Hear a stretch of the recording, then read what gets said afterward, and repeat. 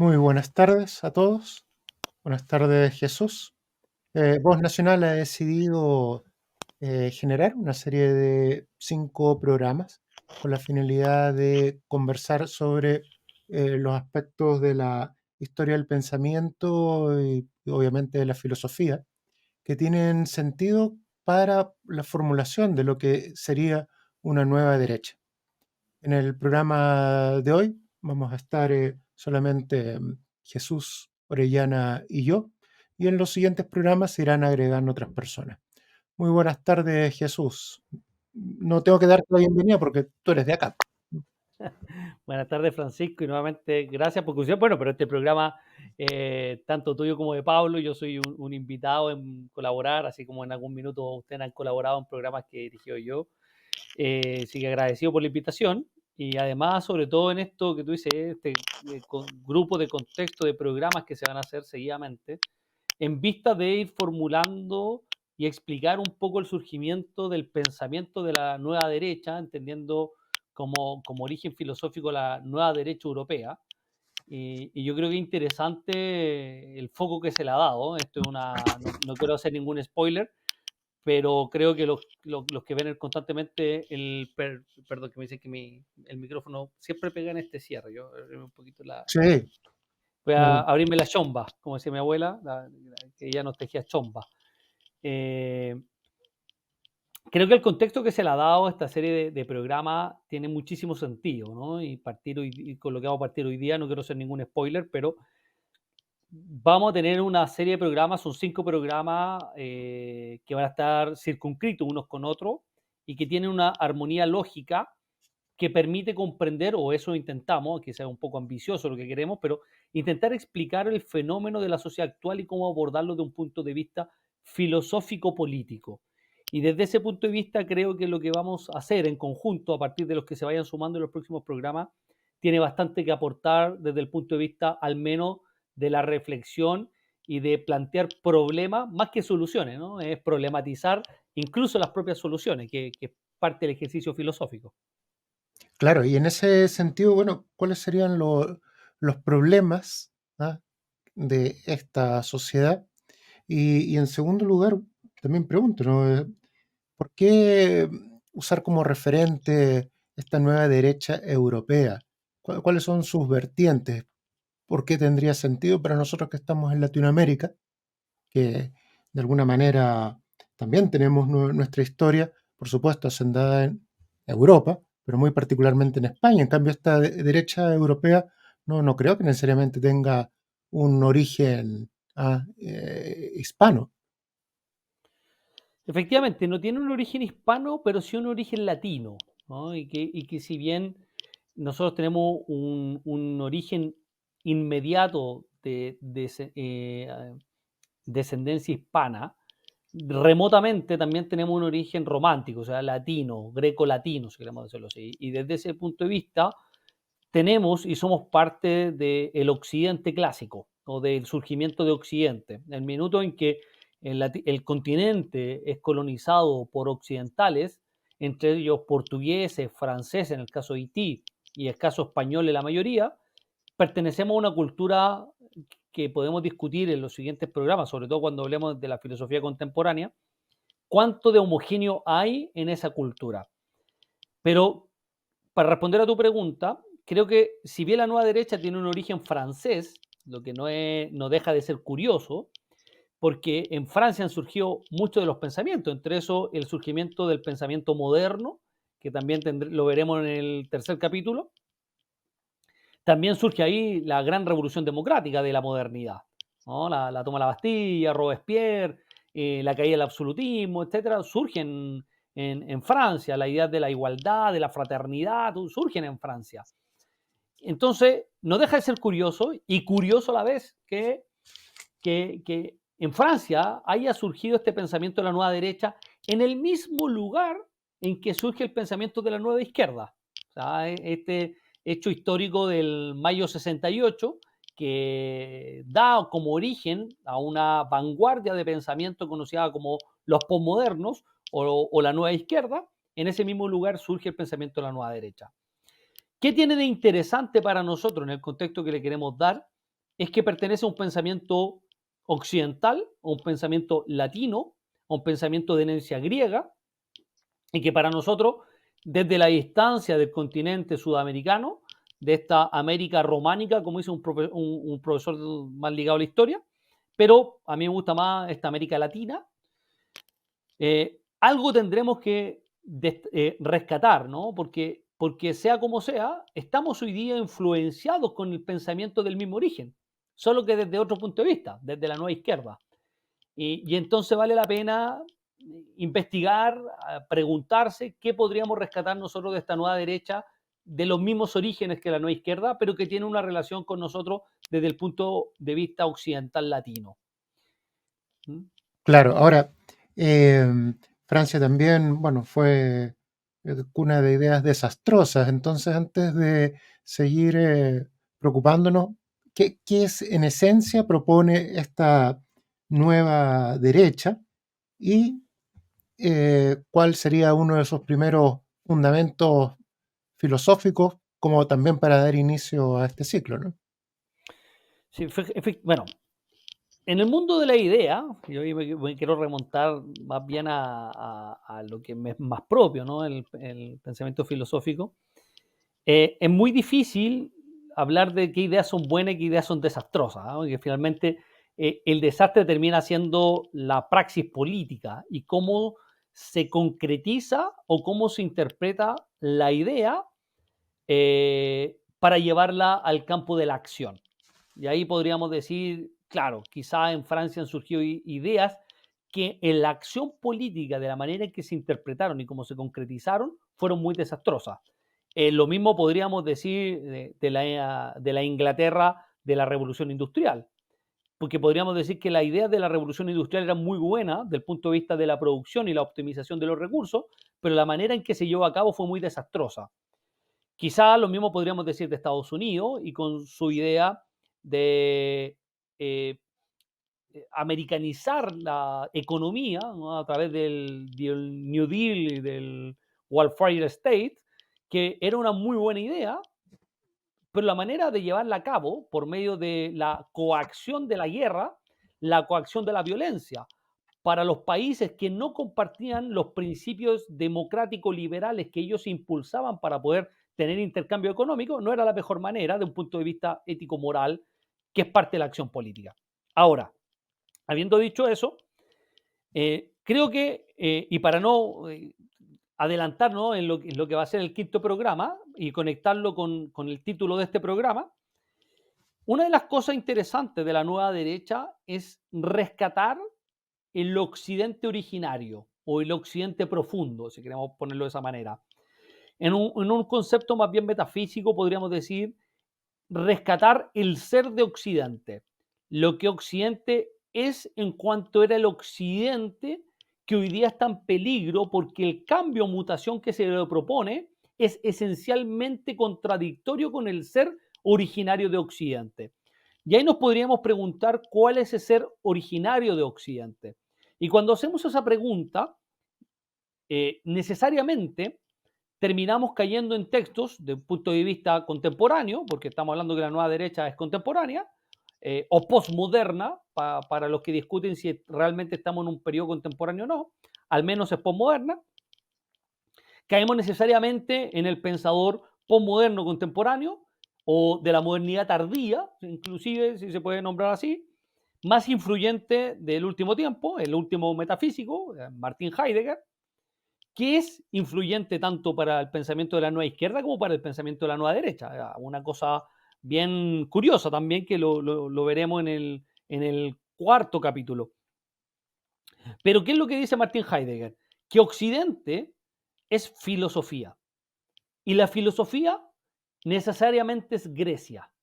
Entonces, cuando Occidente no hace filosofía, deja de ser Occidente. Pero cuando esa filosofía deja de ser griega, también deja de ser Occidente.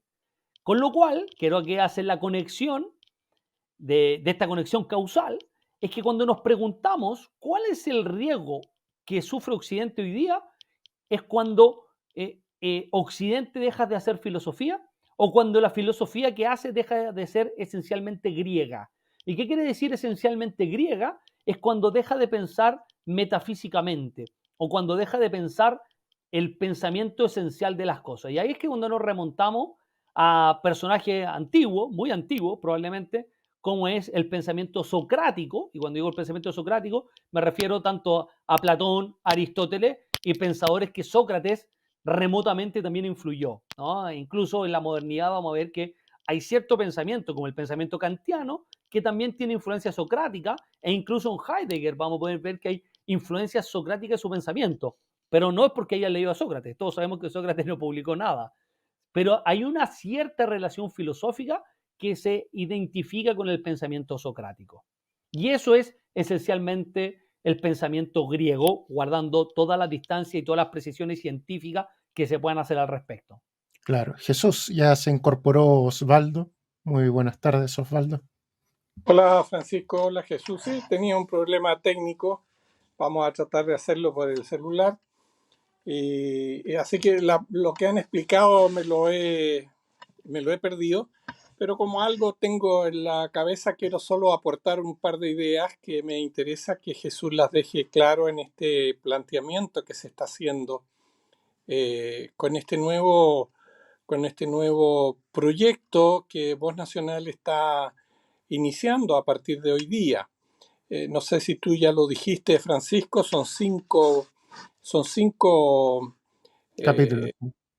claro, son cinco programas continuados en los que vamos a abordar toda la historia del pensamiento de Occidente.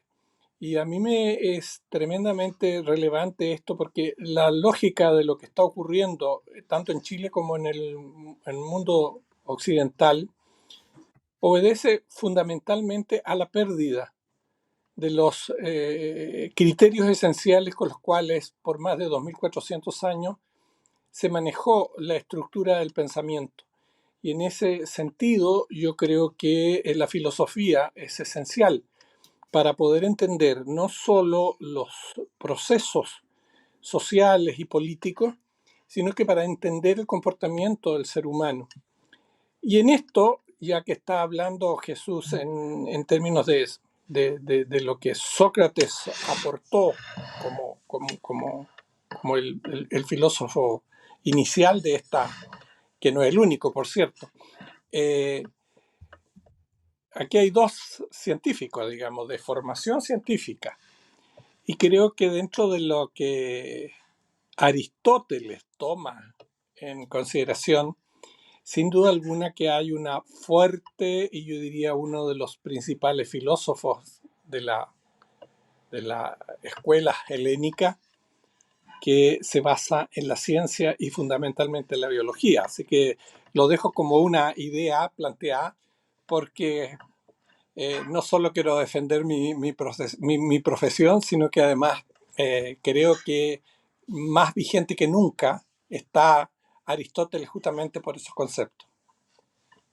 Así es. Jesús, retomando el tema ya por el lado de Aristóteles y lo que ha dicho Osvaldo, ¿es realmente factible pensar de una manera distinta? No digo lo que sean las creencias de Aristóteles, sino de la manera de responder las preguntas de Aristóteles. ¿Es posible hacerlo de una manera diferente? ¿O es Bueno, la manera fíjate natural lo que él establece, ¿no? El sentido que común, ¿no? Aristóteles tiene ciertas características y ahí es bueno ponerla en el contexto de lo que, no, de lo que nos estamos planteando en este programa, ¿no? Porque es bueno entender un poco la filosofía griega en general, ¿no? La filosofía griega no nace con Sócrates ni nace con Aristóteles. Es mucho más antigua, ¿no? Parte con Tales de Mileto, incluso la filosofía griega, según como uno quiera interpretarlo, hay historiadores que encuentran que una gravedad y otros encuentran que es lo más eh, razonable pensar que la filosofía griega se divide en dos o tres episodios. La era presocrática, es decir, antes de Sócrates, que también se le denomina la era cosmológica, y a todos aquellos filósofos que pensaban que la esencia de las cosas era el agua, el otro el aire, el otro el devenir, como Heráclito, el otro el fuego, el otro la tierra, etcétera, ¿no? Otro lo indivisible, los átomos como Demócrito y Leucipo, hasta que llega Parménides, dice que el ser. Después vienen los sofistas, donde dicen que el hombre es la medida de todas las cosas, por tanto es la verdad relativa de acuerdo a quien quiera medirlo, según cómo quiera medirlo. Y ahí está Protágoras, Gorgia y toda la escuela sofista. También estaban los pitagóricos antes. Con lo cual, en Grecia surge una manera de pensar distinto al resto de las culturas y al resto del mundo, que es el pensar las cosas más allá de lo senso perceptible. Es buscar las causas últimas de las cosas como son y de lo que son. Y en ese momento, en el periodo de la ilustración griega, de la ilustración ateniense en rigor, surge un personaje, este personaje que es Sócrates, que además tiene una cierta característica, que no escribe, sino que enseña de manera oral. ¿no? Tiene toda esta influencia del aprendizaje maestro-alumno desde una corriente de transmisión verbal, donde no plasma nada por escrito. Eso es relativamente interesante de abordarlo incluso filosóficamente. No queda espacio en este programa para ahondar en eso, pero es importante tenerlo en vista, porque Sócrates, un personaje, un filósofo, que cambia la manera de ser y de pensar y cambia la cultura occidental para adelante, no escribe nada. Eso es algo que hay que preguntarse. Luego, su principal discípulo, Platón, Aristócles, pero nombrado históricamente por su seudónimo Platón, el de hombros anchos, lleva a escritura el pensamiento de su maestro, Sócrates. De hecho, famoso es el texto La Apología de Sócrates, que es parte fundamental de las fuentes biográficas que podemos tener de Sócrates. Y por otro lado encontramos también los textos de Jenofontes, otro discípulo de Sócrates que también estuvo ahí con él y que también escribe parte de la vida de Sócrates. Pero Platón es mucho más trascendente desde el punto de vista de la filosofía. Y Platón escribe en diálogos. Hay un texto que son las cartas que él escribe más bien en prosa, pero todo el resto lo escribe en diálogos. Y ahí también cabe la pregunta, ¿por qué un filósofo de la altura de Platón escribe en diálogo y no escribe en prosa? Y eso tiene que ver, de alguna manera, que ver con el pensamiento socrático, ¿no? Con esa tradición oral de la filosofía, porque lo más cercano a la tradición oral de la filosofía es el diálogo, el texto hecho como teatro. De hecho, hay toda una corriente que sigue las doctrinas no escritas de Platón, que son lo que está en el texto, pero Platón no lo escribe, pero lo muestra, porque es una obra teatral. Entonces, hay cosas que se muestran, pero no se escriben. Eso es toda la doctrina de la doctrina no escrita de Platón. Pero hay algo más. Los diálogos platónicos también se dividen en etapas de Platón. El Platón joven, el Platón maduro, pero está la etapa socrática de Platón. En donde Platón, y ahí hay unos textos del profesor Bueri, por ejemplo, que habla de la ignorancia socrática como actitud, ¿no? Cuando de Sócrates se dice esto de que solo sé que nada sé, que es una actitud de vida, porque él no tiene la verdad, sino que es un partero de la verdad, él ayuda a sacar la verdad, etcétera. Es una actitud de vida, la ignorancia, pero no el deseo de ser ignorante, sino que enfrentar la vida con una humildad socrática, con la humildad de buscar la verdad y no sentirse poseedor de ella, etc. Pero Sócrates nos deja muchas lecciones, entre eso, la condición ética de enfrentar la vida política, aceptar un juicio aunque sea injusto, pero él da la vida por la democracia ateniense. Son ciertos simbolismos que son importantes.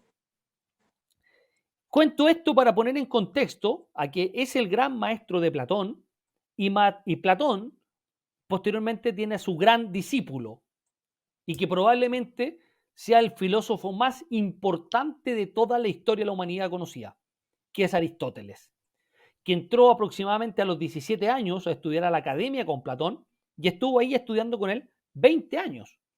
O sea, estudió casi hasta los 40 años y solo se fue cuando Platón deja de vivir, o sea, a la muerte de Platón. O sea, su fiel discípulo, pero no por eso fue un repetidor de Platón. Muchas veces pelea y discute con Platón.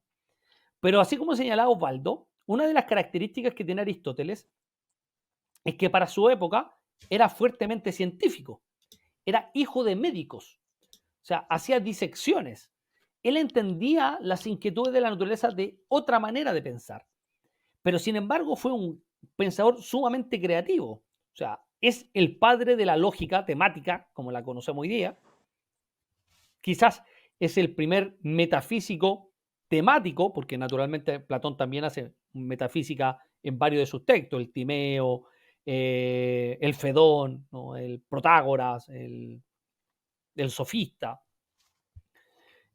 Pero Aristóteles escribe más bien como tratados, ¿no? A pesar de que la metafísica es un texto que no está hecho de la manera exotérica, o sea, para que sea leído por el público, sino son anotaciones de velador, o sea, a todos nos encantaría tener la capacidad de hacer anotaciones de velador como la hacía Aristóteles, pero es el filósofo que tematiza, ¿no? Tematiza la generación de los animales, la corrupción, el movimiento, el tiempo, el azar, y empieza a escribir esto. Pero hay una actitud socrática en todo esto. Cuando uno lee los textos de Aristóteles, Aristóteles no parte un pensamiento ex nihilo, es decir, desde la nada.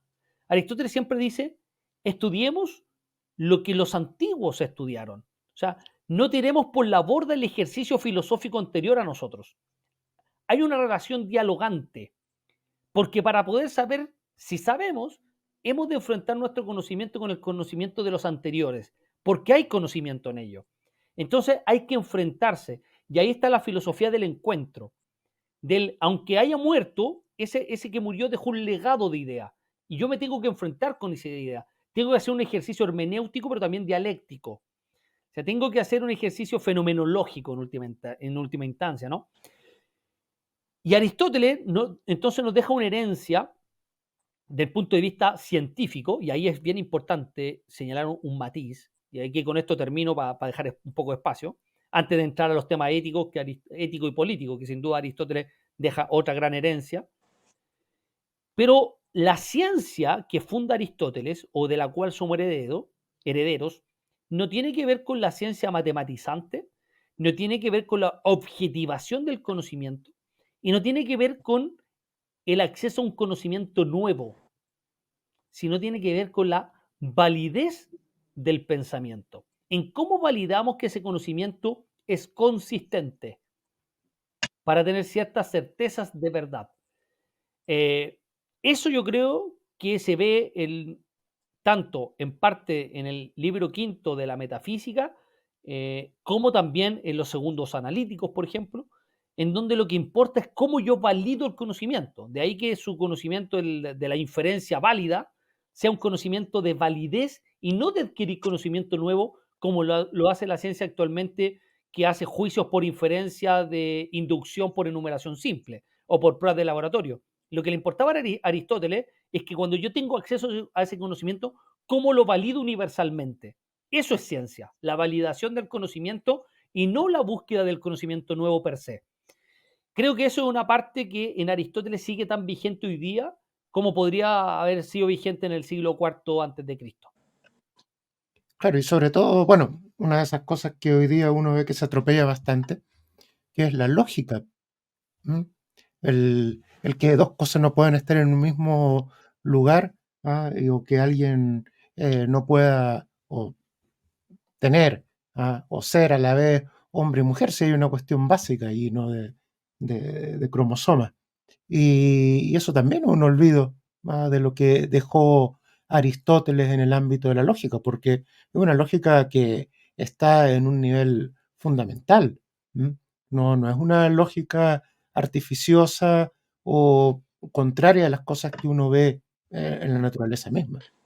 Es que hay un Efectivamente, tema que dentro de lo que tú estás planteando va a servir en los próximos capítulos para ir reforzando un concepto. Si bien es cierto todo lo que ambos han dicho en relación al concepto del pensamiento sustentado en lo real, en la biología, pero hay un elemento capital en el pensamiento de Aristóteles, a mi juicio. Si estoy equivocado, tú eres el que sabe, así que me corriges.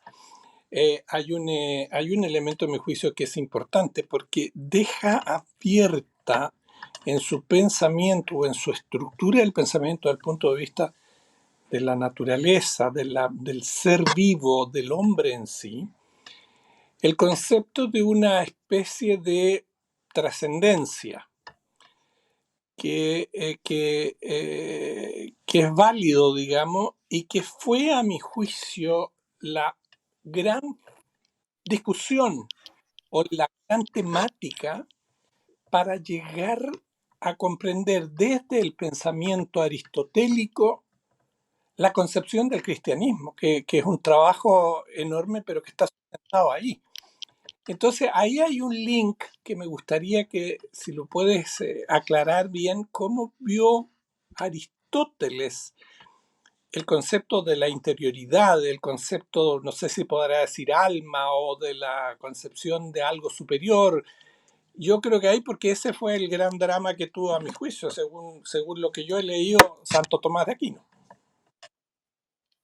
Bueno, efectivamente, ahí lo vamos a ver en el próximo programa, el gran trabajo de Santo Tomás, que es poder integrar cosas de la verdad revelada con el pensamiento griego, la filosofía griega, que ya algo había abordado San Agustín, ¿no? O sea, Santo Tomás es un heredero de San Agustín y puede mezclar esto, pero si nos vamos a la filosofía griega, y en particular la de Aristóteles, hay un texto, el Tratado sobre el Alma, donde Aristóteles además es un heredero del pensamiento del alma de Platón, y a partir de eso empieza a hacer un trabajo de explicar qué es el alma, que ya los griegos lo traían desde mucho antes, ¿no? Para varios el alma era el neuma, ¿no? Este cierto aire que había en nosotros.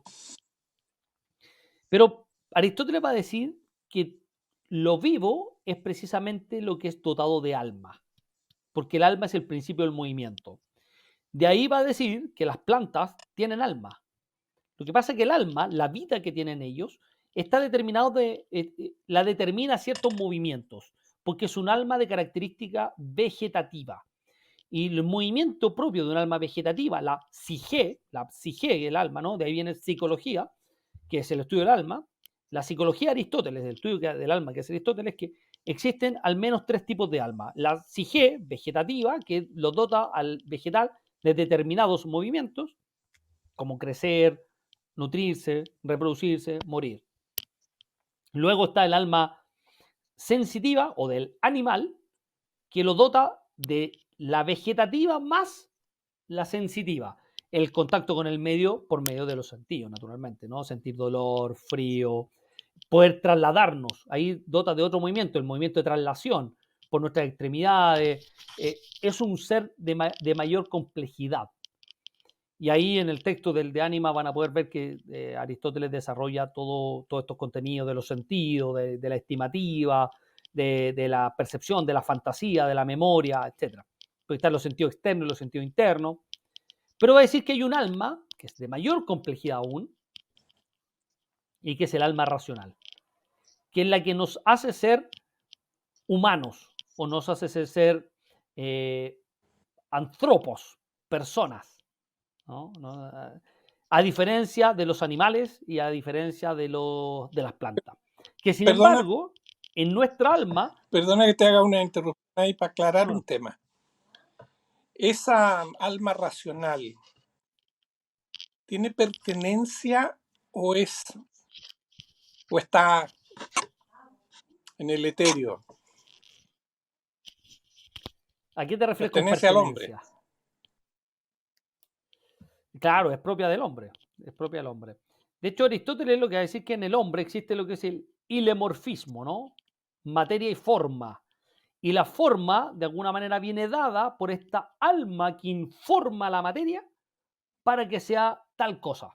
Y ahí está toda la doctrina de la sustancia, también de la usía. O sea, la filosofía de Aristóteles es relativamente compleja también de explicar, ¿no? En pocos minutos, pero aquí lo que tiene de relevante es que ya donde se mezcla con Santo Tomás, pero es un debate de los que son aristotélicos puros con los que son seguidores de la doctrina aristotélico-tomista. Aquí hay un debate, un encuentro, ¿no? O un desencuentro, si queremos poner esos términos. Entonces viene esta alma racional, que tiene tanto la vegetativa como la sensitiva, pero tiene esto que es la parte racional, la potencia racional. Y la potencia racional tiene dos características. Tiene una parte intelectual, pero tiene una parte práctica, que es la voluntad. O sea, el animal obedece a un circuito de estímulo-respuesta, no tiene voluntad. No, el animal no se levanta, el perro no se levanta por la mañana diciendo, hoy día no voy a desayunar porque tengo pereza, ¿no? Desayuna porque tiene hambre. Y si tiene hambre y hay comida, no puede decirle que no a esa comida, porque el estímulo lo condiciona a una determinada respuesta. En cambio, en el ser humano, como es un ser inteligente y tiene voluntad, podemos ir en contra de estos estímulos, porque también tenemos estímulos, porque tenemos un alma sensitiva. Pero por medio de nuestra racionalidad podríamos ir en contra de esa voluntad. Es por eso que podemos fumar y luego dejar de fumar a pesar de las condiciones viciosas que eso nos pone. Y en la parte teórica es que tenemos un intelecto que nos permite conocer las causas y los porqués de las cosas. Es decir, nos permite un pensamiento abstracto. Y eso nos permite un conocimiento científico. Podemos tener ciencia de las cosas, ¿no? Pero la parte racional, más racional, si queremos ponerla de esa manera, ¿no? Para el ser humano, para el alma racional, es la parte del intelecto. Y es lo que se va a llamar la doctrina del intelecto agente.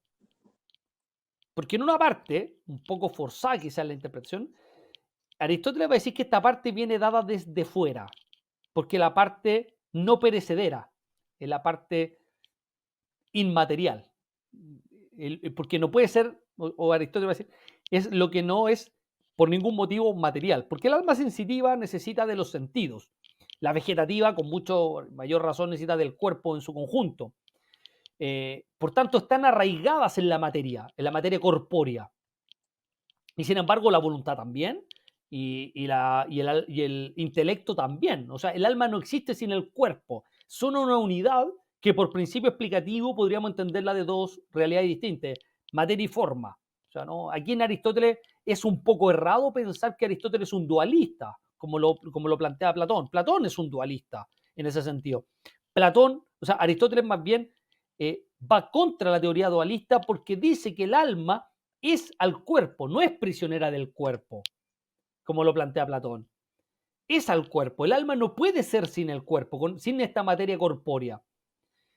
Pero sin embargo, en esta doctrina del intelecto agente, que dice que es inmaterial, porque claro, por sus condiciones de intelectualidad pura, para poder salir a aprender las cosas y concebir el concepto, o sea, la esencia de las cosas, no puede contener materia en su ser. Con lo cual, eso deja abierta una ventana para la interpretación posterior de que ahí vendría la mano de Dios infundiendo el alma, que es la parte del intelecto agente. Pero en rigor eso Aristóteles no lo dice. Y incluso en rigor Aristóteles no sería favorable en dar una interpretación de que eso es parte de un Dios. Porque para Aristóteles, Dios no está ni ahí con nosotros. Dios está en un nivel más allá. Entre nosotros y entre Dios y nosotros están los cuerpos celestes. Entonces, para Aristóteles, Dios solo se conoce a sí mismo y se piensa a sí mismo. Pero no habría una creación, no había una infusión directa de ese Dios único hacia nosotros. Que sí lo podemos encontrar en Platón, en la doctrina del demiurgo. Que para Platón, el demiurgo sí es un creador de las almas. Sin embargo, lo que va a hacer Santo Tomás posteriormente es tomar esto que dice Aristóteles, darle un giro y hacerlo conversar con la doctrina creacionista del cristianismo.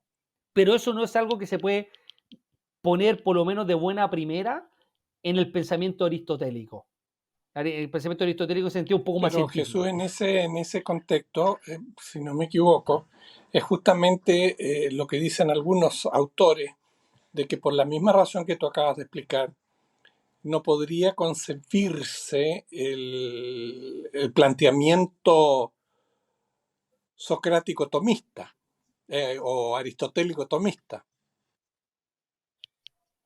No, claro, pero lo que pasa es que cuando un filósofo habla de otro filósofo, por ejemplo, si yo quiero leer al Nietzsche y lo leo desde el Nietzsche de Heidegger, lo que yo estoy haciendo es leer a Heidegger, interpretando a Nietzsche, que en última instancia es Heidegger, ¿no?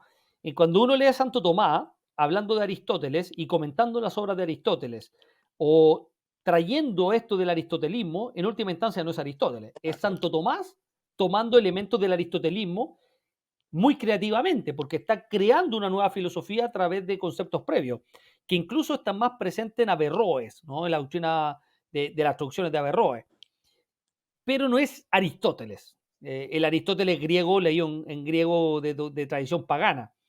Hay elementos que dejan la condición de posibilidad para que Santo Tomás posteriormente pueda hacer esta interpretación genial por lo demás de esta alma imperecedera inmortal que nos eleva a nosotros a tener una participación directa de la divinidad a través del imago Dei, o la imagen y semejanza de Dios, que es el intelecto agente.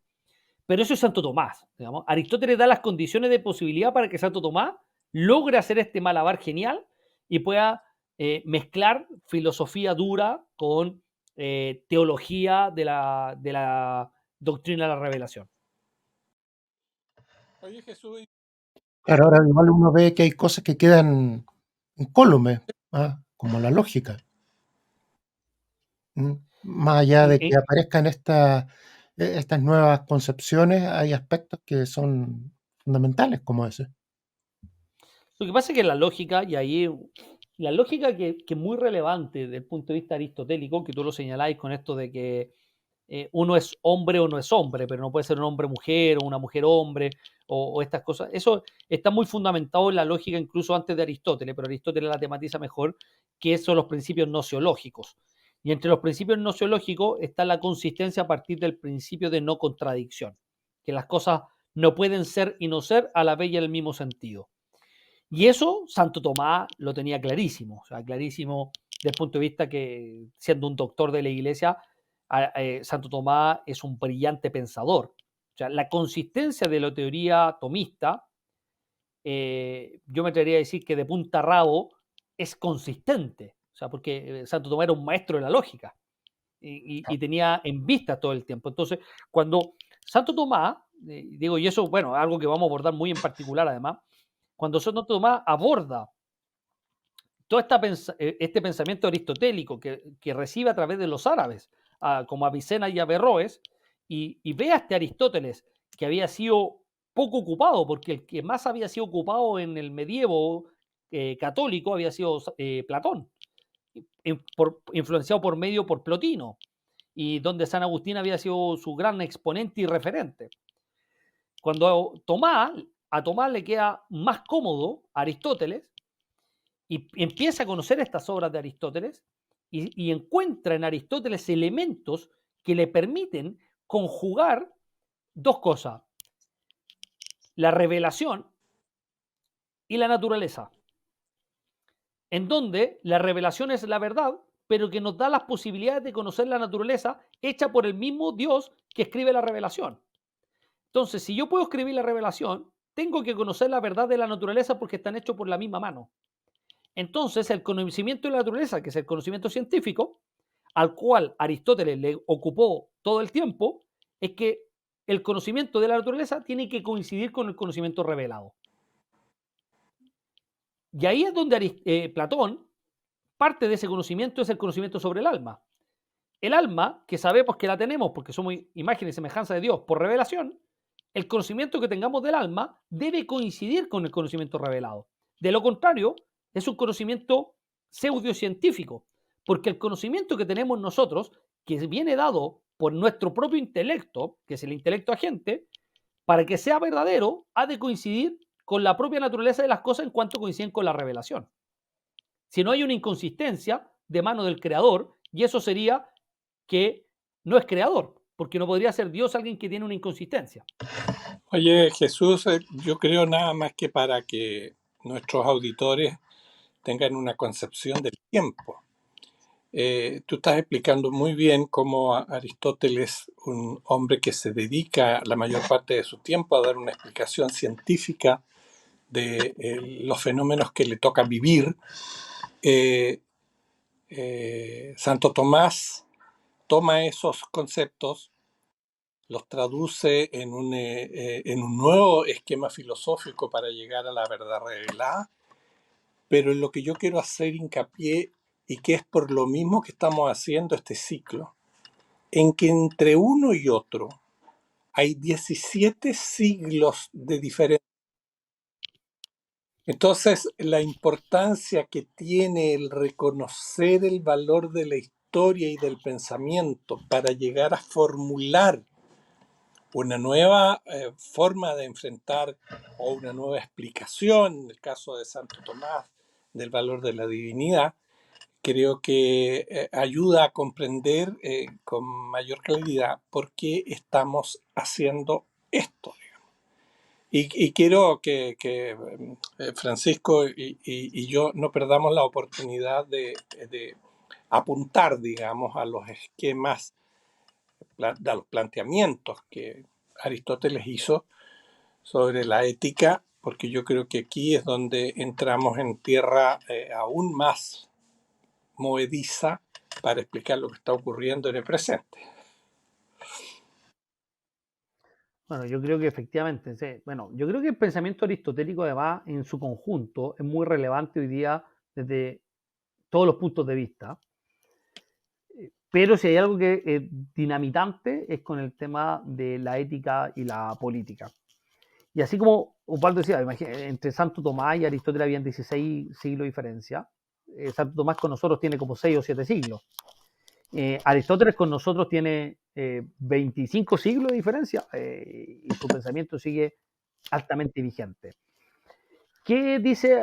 ¿Qué las cosas dentro de todo un mundo que uno podría explicar, pero que son, a mi juicio, muy relevantes de Aristóteles desde el punto de vista ético? Hay varios puntos. Primero, que la ética deja de ser una costumbre social, ¿no? Que la ética ya no es lo que se acostumbra en la sociedad y que lo hace ser bueno por costumbre, sino que infunde una parte importante al carácter de la persona, lo que la persona es en cuanto a los actos que hace. Y esos son los que deben ser orientados al bien. Y eso nos va a llevar a la idea de un bien común. Y otra parte importante tiene que ver con el concepto de la verdad práctica. Y eso sí que yo creo que es bastante revelador, porque cuando uno habla de la verdad, tiende a hablar de la verdad sobre todo de un punto de vista teórico o teórico, ¿no? De que A más B es igual C podría ser una verdad en cuanto que 2 más 2 son 4. Y ahí podríamos tener una verdad de algo, ¿no? O que la parte siempre es menor al todo, sería una verdad axiomática, ¿no? O que el todo es mayor que la parte, una verdad axiomática. Sin embargo, la verdad práctica es algo que es un desafío que nos pone Aristóteles, que yo creo que hoy día se ha perdido bastante de vista, ¿no? Y que la verdad práctica tiene que ver con la coincidencia entre el pensamiento correcto, entre el juicio del pensamiento correcto, es decir, lo que yo pensé que es bueno, eso tiene que tener una relación con la verdad teórica, porque es una verdad de esencia, pero tiene que tener una coincidencia con lo que yo deseo. Vale decir, hagamos un consenso, para no entrar en ese debate, de que matar siempre es malo. Entonces yo coincido, mi pensamiento, de que matar a una persona es malo. Pero lo que yo deseo debe coincidir con mi pensamiento. De lo contrario, no hay una verdad práctica. Porque la voluntad, es decir, el acto, la acción, la decisión de la acción, tiene que entenderse con estas dos fuerzas, para ponerlo de esa manera. Con lo que yo pensé, pero con lo que yo deseé. Ahí hay una tensión. Porque están en desacuerdo. Una quiere matar a Juanito y la otra dice que matar es malo. Entonces, la decisión de la acción pasa por seguir a una de estas dos. ¿Cuál es la diferencia? Que la primera, que es de verdad intelectual, siempre está iluminada por una cierta luz, pero que muchas veces se puede nublar de oscuridad cuando no conozco la verdad de las cosas. Y el deseo es ciego, porque por lo general se mueve por los placeres. A pesar de que por cierta voluntas sub natura, es decir, Santo Tomás, hay una cierta inclinación al natural, por la sindéresis, una cierta inclinación natural al bien. Aún así, Aristóteles nos pone en ese contexto. Si yo quiero ser bueno, yo éticamente, no tengo que decir que voy a ser bueno, ni tengo que pensar que voy a ser bueno. Tengo que hacerlo. Y para hacerlo, tengo que tener una coincidencia con la verdad pensada en cuanto a lo que pienso es una verdad latente, es una verdad real. Y ahí vienen los problemas, ¿no? Porque eso no es fácil. Porque pongámonos en el caso del fumador. Yo sé que fumar es malo. Estamos todos de acuerdo que fumar es malo. Para mí, al menos, ¿no? Para mí, al menos es malo. Pero yo deseo fumar, porque soy un fumador. Entonces, mi voluntad probablemente va a decir, fumo. Y eso me pone en una persona de carácter vicioso. Y un vicioso que fuma es una persona éticamente o moralmente incorrecta. Porque no está de acuerdo con la condición de verdad de su pensamiento, que es hacer el bien no solo para los demás, sino que también conmigo. Pero en ese mismo caso, la persona que dice, ok, como yo sé que fumar es malo y tengo deseo de fumar, no voy a fumar, y hay una discusión ahí entre el deseo y la razón, pero termino decidiendo por qué no voy a fumar, esa persona tampoco es moralmente correcta.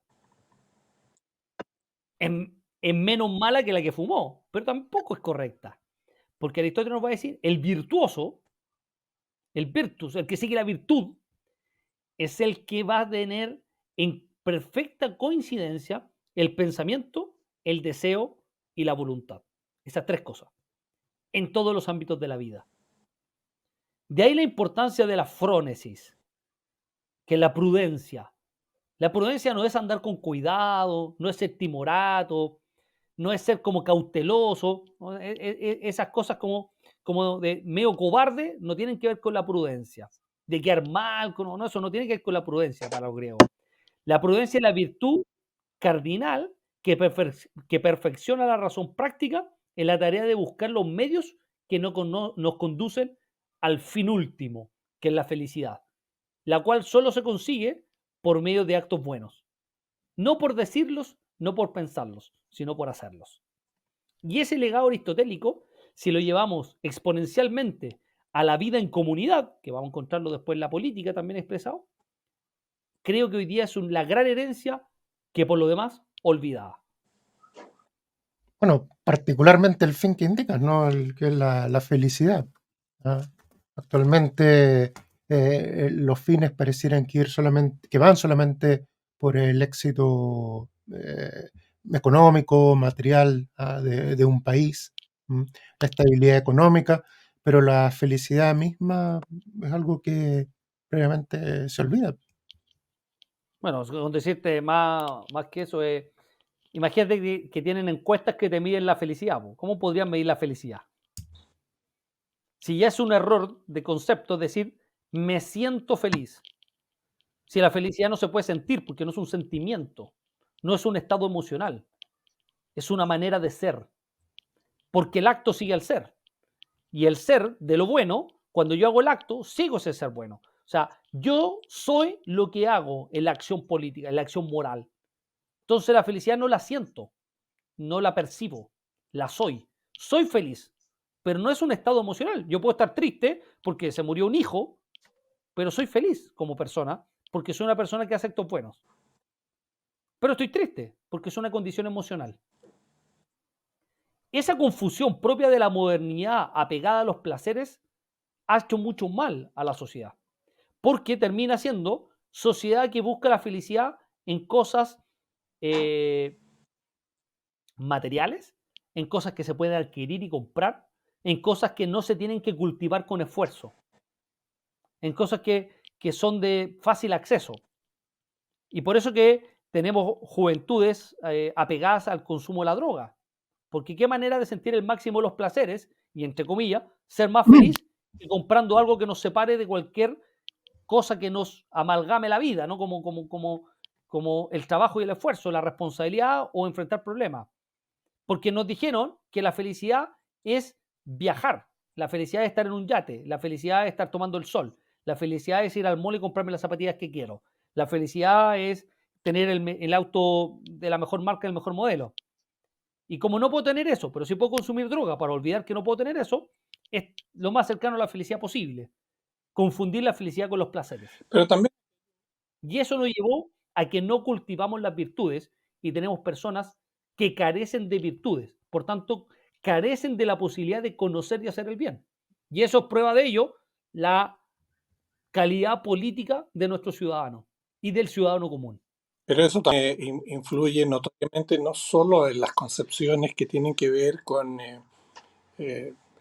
los deseos de carácter material, sino que también cuando se ha estructurado una forma de actuar en la sociedad, en lo cual lo más importante no es el conocimiento, sino lo utilitario, y te transforman toda una estructura de pensamiento para, entre comillas, no perder el tiempo en aquellas cosas que no me producen una rentabilidad inmediata, sino que son cosas que yo las debo dejar en beneficio de lo que me es utilitario hoy para un objetivo específico, siempre bajo el prisma del conseguir algo. Entonces yo creo que también en esto no solo es un tema de búsqueda de felicidad a través de esta mala estructura del pensamiento, sino que además yo creo que ha influido notoriamente la falta, no sé cómo explicarlo, si es falta, carencia, olvido o una superposición de un modelo tremendamente dañino para el alma, digamos, al negarle al hombre, y me refiero prácticamente a los jóvenes, la posibilidad de ampliar su espectro de conocimientos a través de todas las áreas del humanismo. Y justamente esto que tú estás hablando, a mi juicio, es de primordial y capital importancia para poder romper esa barrera que hoy día existe entre lo necesario, lo útil, lo fácil y todos los adjetivos que le queramos colocar, digamos. Bueno, hay mucho que vamos a ir sacando en limpio en los próximos programas.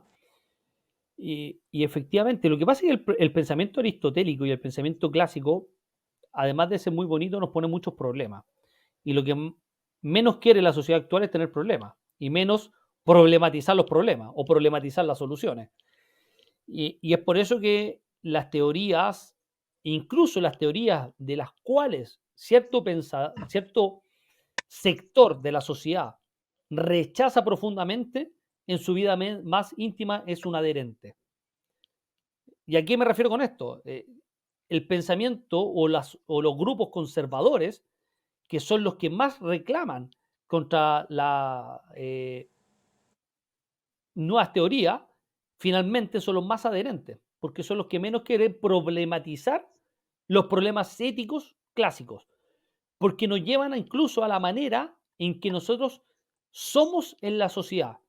Y eso nos lleva al rol del Estado, al rol del empresario, al rol del negocio, al rol del sacrificio y al rol incluso de la acumulación de la riqueza. Algo que los griegos, y en particularmente Aristóteles, y después lo repite Platón, pone un en entredicho ético importante.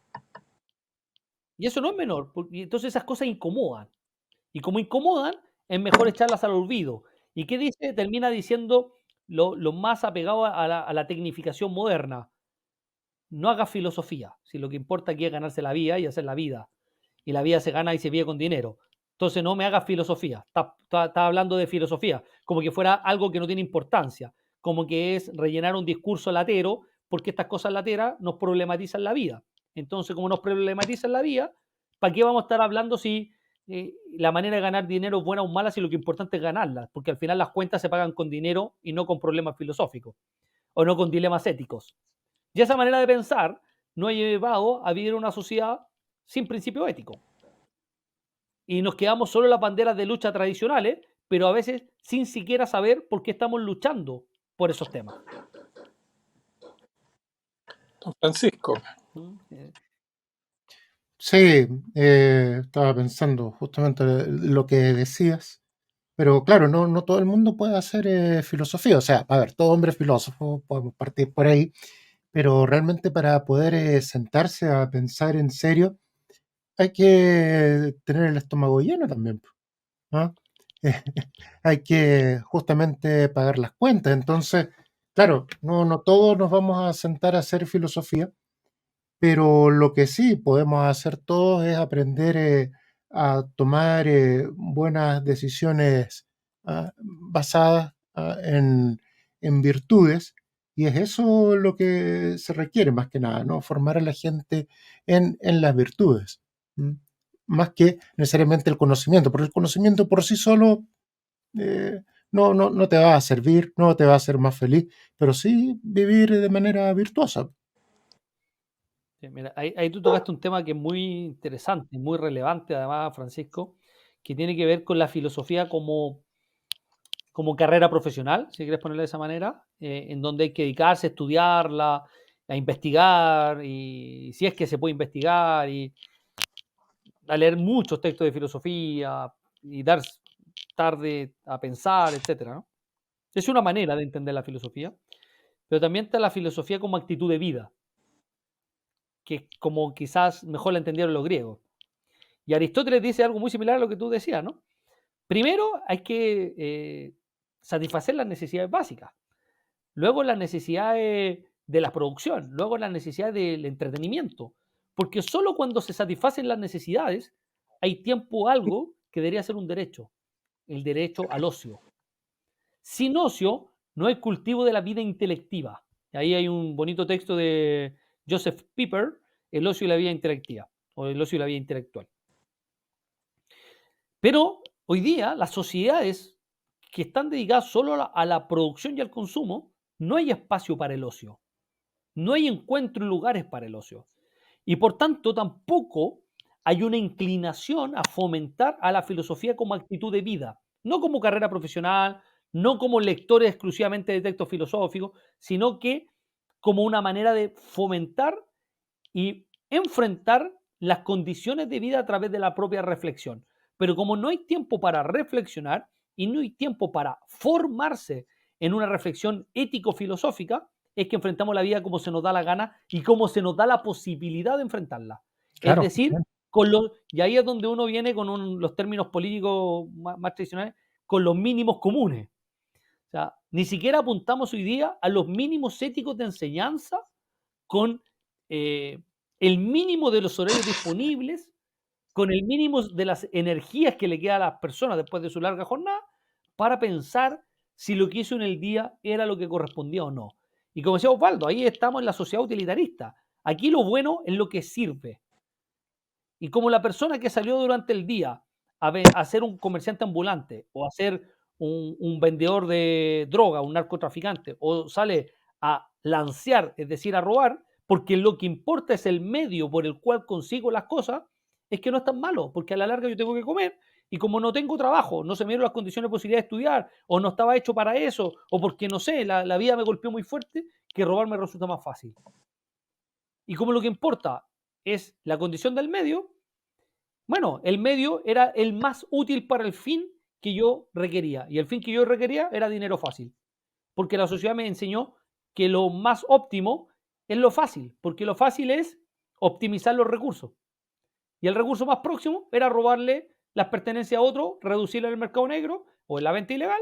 Y tengo dinero rápido y fácil para satisfacer mi felicidad, que son nada más que los placeres. Pero en este, ¿Y qué me va a preocupar de cultivo ético? en este contexto, como se está planteando el diálogo, la conversación, yo vuelvo a insistir en un hecho que a mí me parece tremendamente relevante. Es cierto que no hay tiempo para leerse seguramente por interés vocacional o por interés práctico a todos los filósofos. Y tampoco estar pensando el día entero en una concepción filosófica.